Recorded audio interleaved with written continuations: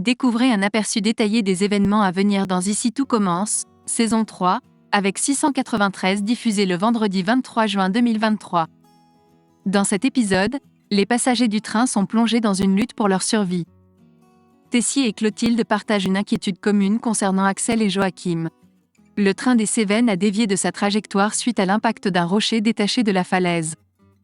Dans le wagon-restaurant, Emmanuel Tessier, Clotilde, Antoine, David, Lionel, Solal, Souleymane, Marc Leroy et Kelly reprennent conscience. La plupart d'entre eux vont bien, à quelques exceptions près. Cependant, ils sont coupés du monde extérieur et ne captent aucun signal. Livrés à eux-mêmes, ils doivent trouver des solutions. David découvre Deva allongée inconsciente par terre et appelle à l'aide. Sous le choc, il est réconforté par Lionel et Kelly. Souleymane, assis à proximité, cache sa blessure à l'abdomen. Marc Leroy et Tessier dégagent les objets qui ont chuté sur Deva. Antoine vérifie le pouls de la jeune femme et constate qu'elle est en vie. Clotilde s'adresse à Deva et lui demande de lui serrer la main. Quelques instants plus tard, Deva reprend connaissance, ce qui soulage David. Rose et Ambre parviennent à se relever. Rose a une légère blessure à la main, tandis qu'Elliot est indemne. Ils réalisent qu'ils sont piégés dans le wagon. Soudain, une odeur étrange se répand et le disjoncteur prend feu, plongeant le wagon dans l'obscurité la plus totale. Clotilde est submergée par la panique. Elle refuse de laisser les autres derrière elle et tente de dégager la porte.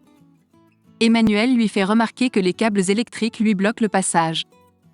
Marc Leroy confirme que c'est trop risqué. Cependant, Clotilde s'énerve de plus en plus et tient Marc responsable de l'accident. Antoine essaie de la calmer, mais en vain. Emmanuel retient Clotilde et lui demande de se calmer.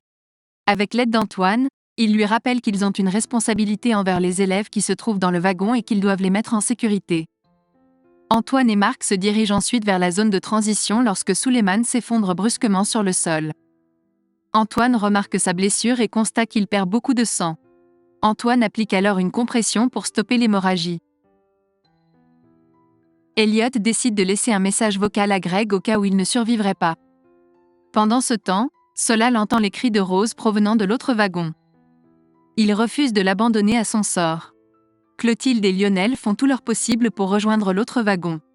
Finalement, Solal parvient à atteindre l'autre wagon, mais il perd connaissance après avoir été frappé par un objet. Tessier et Marc arrivent avec des extincteurs, prêts à les secourir. Rose, Solal, Clotilde et Tessier semblent être hors de danger. Cependant, Elliot et Ambre sont dans un état critique. Ambre souffre de graves brûlures. Marc s'inquiète car il n'a aucune nouvelle de son fils. Billy et Charlène sont en train de regarder un film d'horreur ensemble lorsque quelqu'un frappe à la porte. C'est Tom, qui se joint à elles avec des bières et des bonbons. Cependant, Charlène n'est pas très enthousiaste et n'a pas envie d'être la troisième roue du carrosse. Soudain, Charlène reçoit un SMS, une alerte indiquant qu'un train a déraillé et que les secours sont en route. Inquiète, Charlène décide d'appeler Théo, mais il ne répond pas au téléphone, probablement trop occupé avec Anaïs. Après l'avoir appelé 10 fois, il finit par décrocher. Critique, cet épisode catastrophe est remarquable, avec un rythme soutenu, mettant en scène les drames qui se déroulent à la fois dans le train et à l'institut. Après de multiples efforts, Tessier et Marc parviennent à s'extraire du train. Ils réalisent alors qu'une partie du train a disparu. Tessier et Clotilde se lancent à la recherche du wagon manquant, mais découvrent qu'il est en feu en contrebas. Axel et Thibaut se trouvaient à l'intérieur. Jasmine reprend conscience, mais Clotilde ignore encore que Joachim se trouvait également à bord. Jasmine tente d'appeler Axel et s'aventure parmi les décombres du wagon à sa recherche.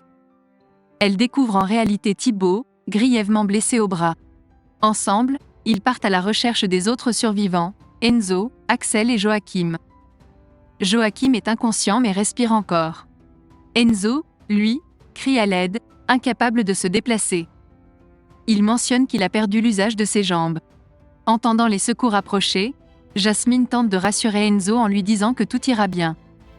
Cependant, elle est inquiète pour Axel, craignant qu'il ne lui soit arrivé quelque chose. Soudain, Charlène reçoit un appel d'Emmanuel.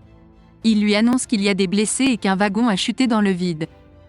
Joachim, Enzo, Jasmine, Thibaut et Axel se trouvaient à l'intérieur. C'est un choc pour Charlène d'apprendre cette nouvelle.